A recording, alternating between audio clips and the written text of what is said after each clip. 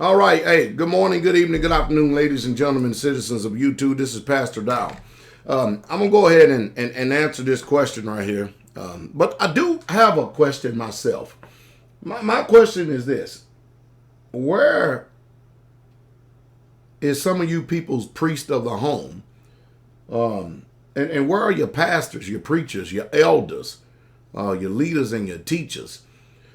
I mean, are some of you people out there vagabonds, meaning you're just nomads, you roam from one YouTube channel to the next, and you really truly, the reason why you don't have any pastors is because you really truly don't want to sit and submit yourself unto the authority of another man. I mean, after all, when you look at Moses, Moses went to the Most High and said, you know, the weight of these people is just entirely too great. It really truly is. And you know what the Father said to him? The Father said, I'll tell you what, Moses, you pick 70 elders. You choose 70 elders that you know that are men of Israel, and you bring them up to the outside the door of the tabernacle right here, and I'm going to take the spirit that is upon you, and I'm going to place it on them so they'll be able to adjudicate matters throughout the camp, and then only bring the weightier matters to you. Man, Moses was happy for that because it was killing him. Now, it's amazing that that's the pattern way back then. I'm going to speak here just about the pattern for a moment, hopefully to give wisdom. But that's amazing that's the pattern then. And then it clearly tells you in Jeremiah 3:15 that he is going to give you shepherds, pastors, according to his heart, which shall feed you with knowledge and understanding. Let's just look at it. Some of you that are men, the head of your home, priest of your home, you don't have a shepherd's heart. You're not even a leader. Most of you can't even lead the home because you're too afraid of it, because when you start standing on the principles of the Torah of Yah and stuff, you're going to find out that there's a Jezebel in the house that's going to do everything she can to prevent you and permit you, providing if you allow that nonsense go on. And then most of us, we're all elders. Well, if we all are elders, then who in the world is going to be the ones that's going to determine and then recite to us what the law says?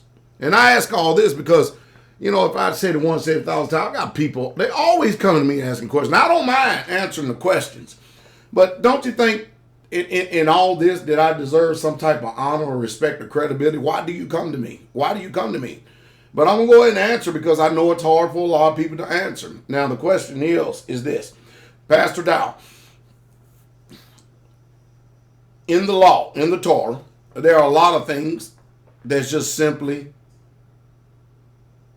that the law says death. For instance, adultery. If a woman committed adultery, or if a man committed adultery, death. All right?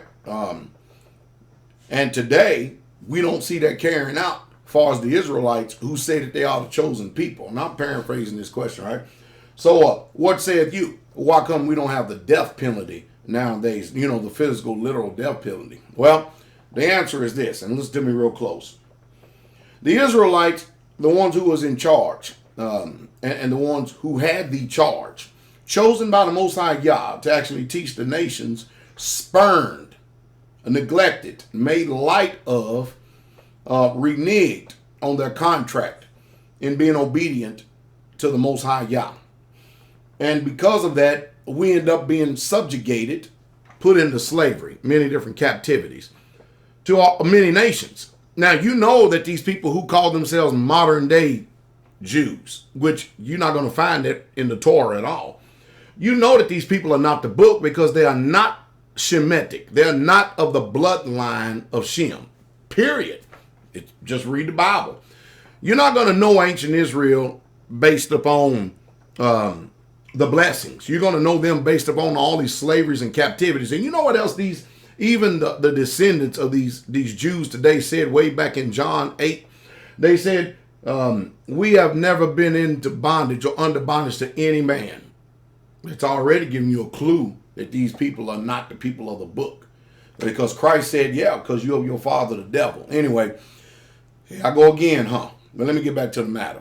The reason why that today we do not literally physically go out and execute people that are in our providences, community camps, or whatever it is because we are a subjugated people. And in being subjugated, we have lost our right to execute judgment. because we're in captivity. That's letting you know that we're in captivity to another nation. And when you're in slavery to another nation, because you have rejected and spurned the laws, the statutes, the commandments, the rules, and the guidelines of what the book says, you fall up under that judicial system. Wisdom teaches you how to navigate from that judicial system and in that judicial system and stuff in order to be able to try to restore any right ruling that could possibly come forth. But even at that, you can only be as righteous as you are living the book. It's one thing to immerse yourself and absorb yourself in all types of books and everything else and see what the thoughts of everybody else is saying and stuff. But, you know, the common sentiment again and again and again, it is written, it is written, it is written, period. Point blank.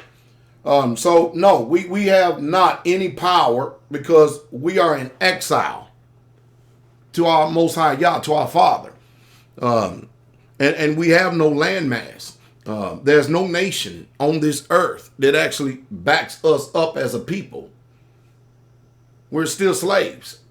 And you need to comprehend and understand it. When you comprehend and understand that, then you'll know how to utilize the position from Ezra and Nehemiah as well as Daniel. And I know I'm saying a mouthful. I hope I didn't lose you. But subjugated people, we can't execute judgment in that manner when we are not in charge. All right? And that's just the truth, and that's the true straight way. I hope I said something to be able to stimulate thought, bring about some wisdom. I've got to go to work. I'm sorry. But hey, after this, shalom. Hope y'all have a good day. And you know all of that, pass this out on Facebook and social media network. Maybe, just maybe, it can help someone else.